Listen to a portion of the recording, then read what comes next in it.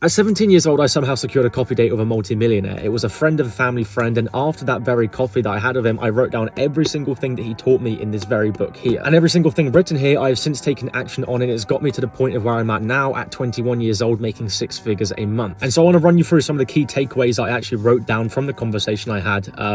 This is the intro to the Book of Genius. As you can see the date down here, the 4th of the 6th, 2021. Because these takeaways are the things I actually applied to my life at 17 years old, and it's changed my life dramatically in the past 3.5 years. The first thing I wrote down was find something that works and work out how to 10x it. And this is basically the principle of the fact that you shouldn't be looking for that one amazing thing. You shouldn't be looking for that crazy business model, that get-rich-quick scheme. You should be trying to find something that works, has a proof of concept, and then figuring out how to scale it accordingly. It's also the idea of not focusing on how to make your first $10,000 in a month. It's how to make your first $1, monetize something, anything, and then you can figure out how to scale it. Because too many people get stuck in the fact that they're trying to bite off more than they can chew, and therefore don't end up eating anything. The second thing I wrote down is use failure to fuel progression. And I remember something he told me during that conversation which changed everything in terms of my mindset, and it was aim to achieve failure. Next is write down everything I'm doing and find a way to monetize it. And this was much more applicable to me at the time because I was 17 years old having no idea what I wanted to do. I knew what I wanted my future life to look like, but I had no idea of how to get there. So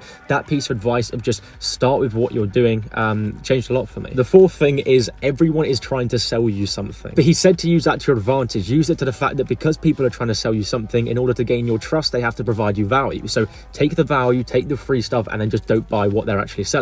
And the last thing I've got written down here, apart from a few books that he told me to read, are good books are written by bad authors, which basically means that the good books are actually full of information that are written by real entrepreneurs. Are entrepreneurs, they're not authors. The books that are really easy and nice to read are written by authors, therefore they probably have less experience in business than they show to believe. And those are the nuggets of value that I took from that conversation that changed everything for me. So take some on board.